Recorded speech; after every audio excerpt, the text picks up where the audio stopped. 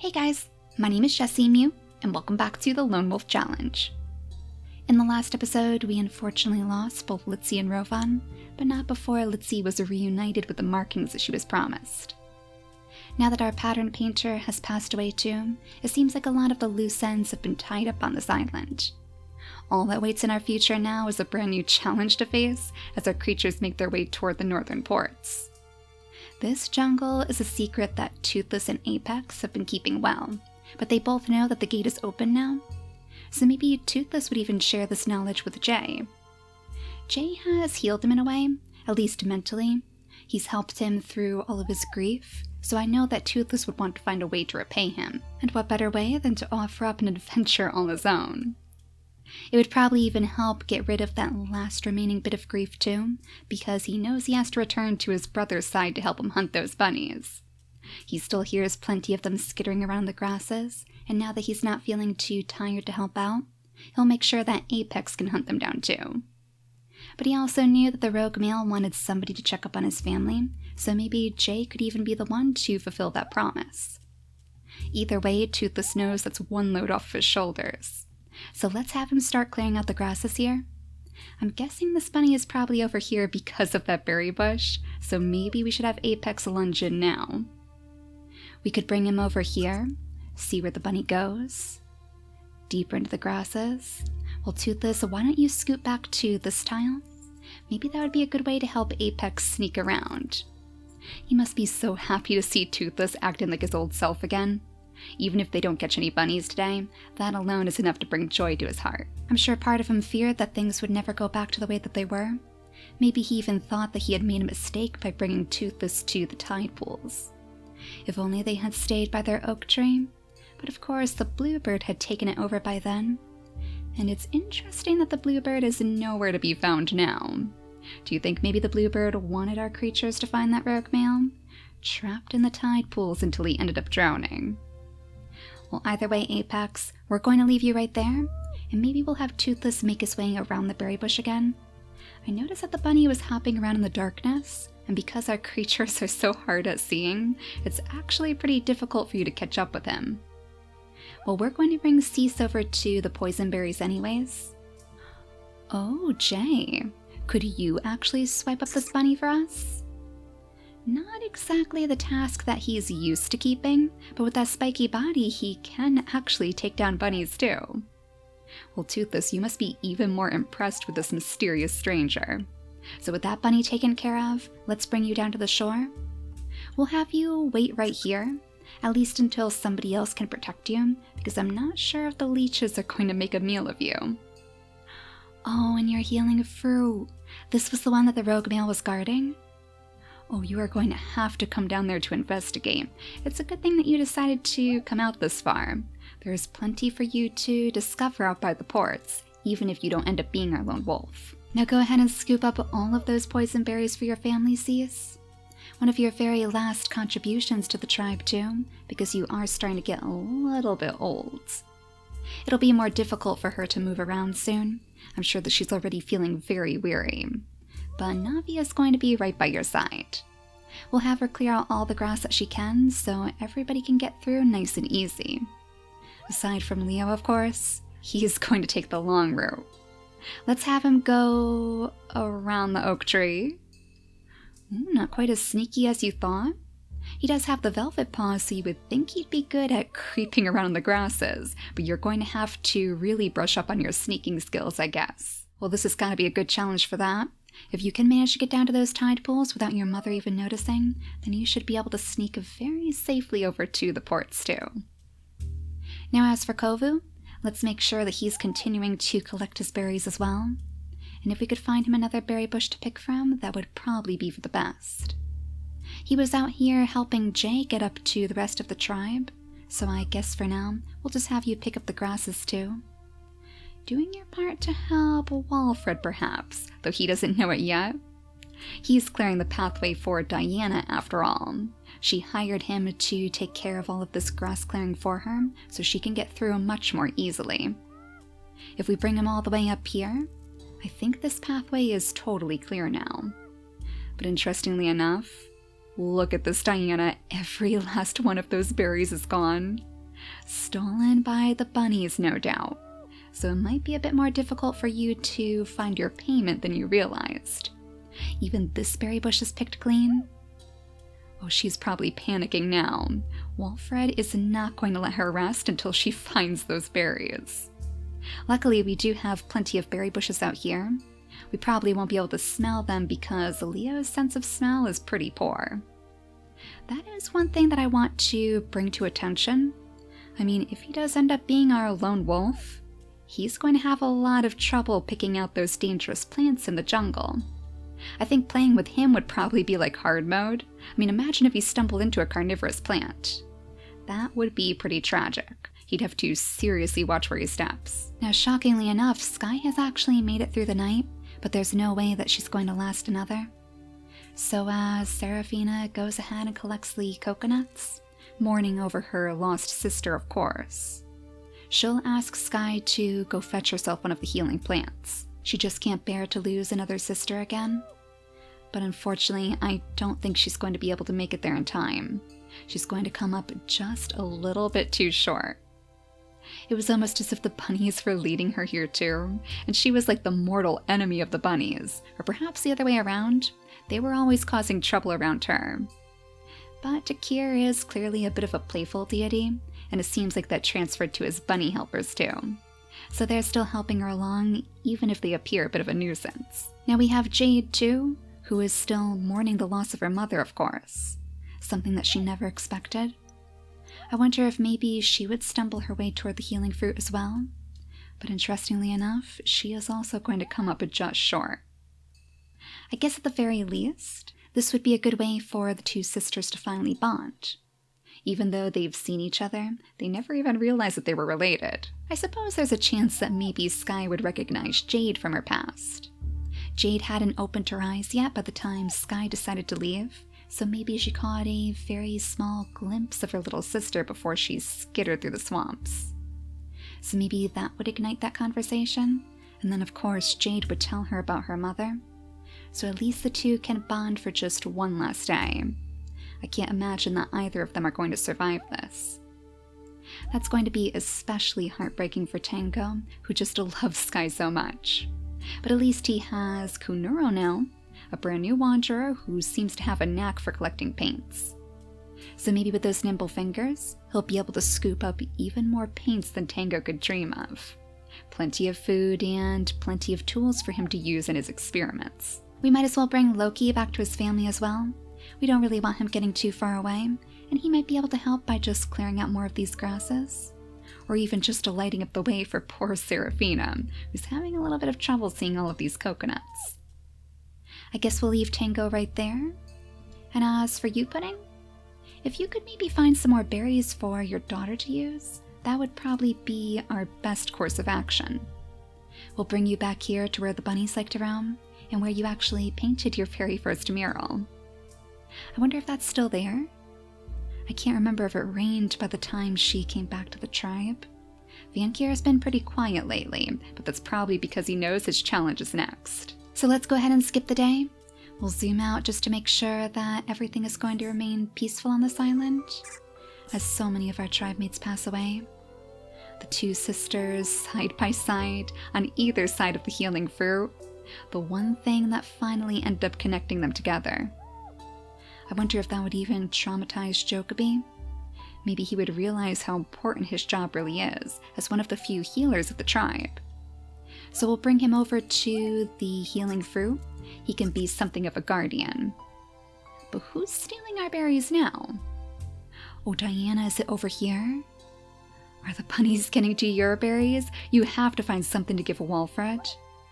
I mean, I suppose she could come up here, maybe very quietly pick the berry off of Kovu's bush. But that's not going to be enough. Just one berry for all of that work? There is no way that Walfred is going to accept that. I mean, he is very dedicated to his task too. He's still clearing out all of these pathways, completely unfazed by all of these strangers staring at him. He knows a good business opportunity when he sees one, so I wonder what he's going to think when he sees the jungle ports in the distance. Well, maybe you could come up here instead? I mean, Toothless is keeping a pretty good berry bush over here too. But I think that Toothless is probably going to grab those berries as well. He knows that his brother needs to be fed. So can you hear any of the bunnies? No, it doesn't really look like there are too many bunnies over on this side of the island. Unless maybe they're all the way back with the oak tree. And you know what? Yeah, we were using the smelling vision. Of course, Toothless is much better at hearing the bunnies than smelling them. So he'd call out to Apex, and he'd lead him back down the shore. We'll bring him right over here by the tide pools again, a place that once caused him so much grief. But he's starting to understand the significance of this place now. Without meeting that rogue male, without finding the remains of his father, maybe he wouldn't have developed his new sense of resolve. All of those moments just worked to make him the creature he is today. Were the bunnies actually poking around the healing plant? Interesting. It seems like they're circling around this thing. Well, Apex has definitely gotten a whiff of you now, so in the next turn when he has a little bit more energy, he is going to pounce. Now Leo, it looks like you can finally take your first steps into the tide pools. Just in time for Apex to creep down to the healing plant as well.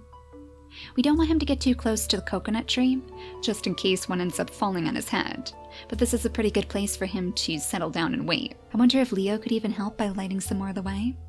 It looks like there aren't any leeches down here right now, just coconuts in the tide pools. Well, you know, that would actually be a snack that you could pick up for us, Jay. I think for now we're going to have him uncover this healing fruit, just so he can get a good close look at this himself. He probably remembers the healing fruit from the heart of the camp, but this is one that he alone has discovered. So this is definitely relevant to his interests. Let's have Leo scoot his way up here. Oh my gosh, look at this feast. We are going to have to make sure that somebody collects those before we leave. That would be a good way to ensure our lone wolf's survival for sure. Now Cease, go ahead and collect the poison berries again, as the bunnies just dance around Apex. They know that he's feeling a little bit too tired to do anything to them. I guess we'll have Navi stay right here. We could even have her sing a little song of farewell to all of her kids, because I think she's probably realized by now that they have the taste of adventure. She probably sees Leo from high atop her perch as he splashes around in the tide pools, and she knows the time has come to finally let them go. It hurts, but it's for the best. They'll be out there living their best lives, and at least she still has Cease. Now let's see, Pudding. Are there any berries back here for you to pick? Or is maybe this where the bunnies were stealing all the berries from? Oh no, even this berry bush is picked clean? Well, at least you'll be able to grab those on the next turn, but right now that's not really going to be worth very much. Jokobi can go ahead and grab those berries. We can grab these from your bunny friend Tango. Gotta make sure that you have enough berries to use if you are going to give Kunuro some of those markings. We might as well have Loki settle down next to this one, and then maybe scoot closer to the coconut tree. Yeah, but it looks like you found some more coconuts for you to crack open, Seraphina. We'll set you up right here, and maybe on the next turn he could knock down even more. I don't think anybody has ever tried that before, but we know that a pretty good strategy to knocking down coconuts is to use a tile where there's already one sitting. No more coconuts can fall down on those, so at least we know they won't get stunned. Now Kunuro, where do you think the best place to find paints would be? I wonder if he would go back to the heart of the camp. He is something of a thief after all. He did steal the paints from right underneath Blueberry's nose, so I could definitely see him coming up here to pick this berry bush clean. She wouldn't even know because she's so distracted by this one right here. She wants to keep those safe from the pesky bunnies too. I think we should probably bring Tango up to the healing fruit. He deserves a little bit of time to mourn for Sky after all. Then he can paint her official mural. But I believe we're once again out of turns, and we should be just around the corner now from finally bringing all of our potential lone wolves up to the ports to wait. This might actually be the turn right here, and that's all well and good too. We don't want to skip too many days before we end up going to the next island, or else our creatures are going to get too old. So I'm sure it comes as no surprise. Our first potential lone wolf is going to be Jay, a creature blessed by the good fortune of his ancestors. The curious healer has a lot to live up to and a lot of promises to keep too. I'm sure he would hope that by going to the jungle, he could even further his knowledge of the great healing fruits. We already know the jungles to be a great place for healing plants in general, so that would provide him with a wealth of knowledge. And aside from that, he does also have the nimble fingers, so maybe he'd be a little bit more connected to Vankir than most of our tribe mates. The second potential lone wolf is of course going to be Leo, the little fish with all of the might and confidence of a lion. All Leo really wants is the room to spread his wings, if you will.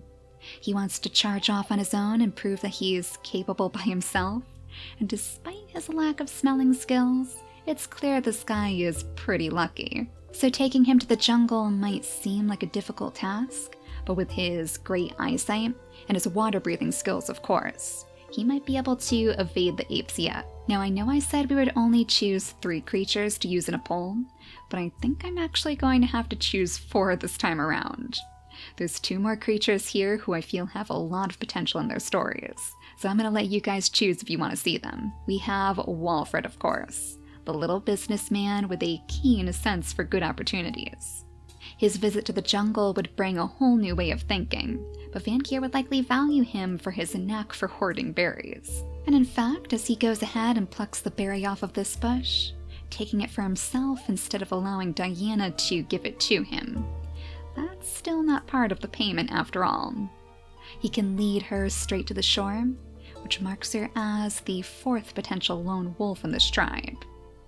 I wasn't expecting Diana to be one of the ones chosen, but the more that I visited her story, the more I felt like she might want to strike off on her own too. Not only did she cut the ties with her own twin, way off on the opposite shore, I wonder if Seraphina can even sense that, even now with her sister so far away. These 2 are staring at the same calm waves and remembering a simpler time when they were both still young. So maybe as a way to escape her debt to Walfred, she would run off to the ports to write her own story, throwing herself right into the arms of Vankir. She might not have the nimble fingers, but she does have the cracker jaw. So again, maybe she is a little bit more connected to the god of the harvest than anybody else on this island. She bears a striking resemblance to him, though she doesn't really share his love for coconuts.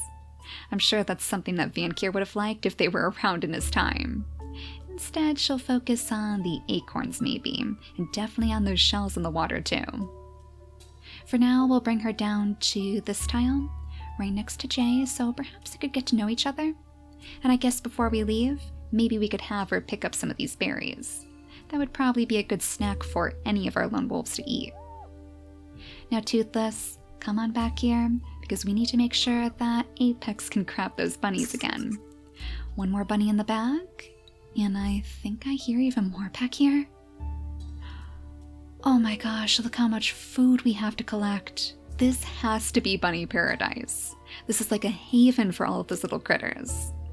Maybe this is even where Takir's home base is. So this would be a pretty good place for you guys to start clearing out, because I know that other creatures here would love to see it.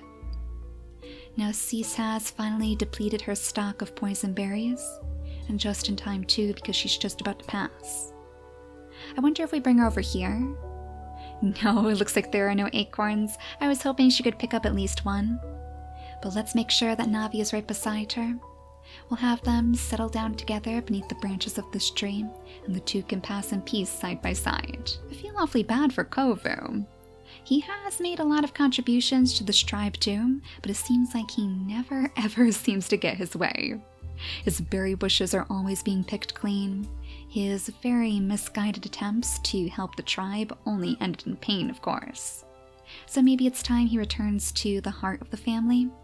That way he can see Blueberry as she starts painting the murals. He could even bring back the news of Navi and Cease's passing, anybody that he knows who needs to be added to the painting. He can act as the messenger just one last time, so all of our loose ends will finally be swept up. Speaking of which, Pudding, it looks like you have a little bunny trying to steal your berries too. At least you managed to grab a few, so you better come on back to your daughter's side, because there isn't much left here for you to work with. And Loki, it's time for you to show your daughter your true strength. Go ahead and knock down all of those coconuts for her, and I bet she will be mighty impressed. It's nice for her to know that she still has some family close by her side. We'll bring Tango back to his rock as well, so he can paint his mural tomorrow. And then Jokobi, it's just up to you to grab those extra berries and try to dig up some roots to set those remains to rest. So one last time, let's go ahead and skip the day. And then I'm going to leave it all up to you guys. Which one of these 4 creatures do you want to see us take on our next challenge with? Like I said, this is going to be Vankir's challenge, and I know that I want it to have something to do with food. Maybe we'll have to have them collect a certain amount of food before they can move on, which will make balancing their resources crucial. After all, they might be excited to start a little family of their own, but if they end up wasting away all of the berries that Vankir has given them, I know the god of the harvest isn't going to be too happy. He's already shown his struggle very clearly on this island. So cast your vote for either Jay, Leo, Diana, or Walfred. And in the next episode, we're going to officially set sail to the jungle. Of course, if you have any other ideas for Vankir's Lake of the Challenge, then feel free to let me know. Any other special requirements, perhaps, like Takir with his mutation menu challenge. These creatures have a lot riding on their shoulders, and surviving in the jungle is going to be hard enough. But for now, thank you all so much for watching, and I'll see you all next time. Bye guys!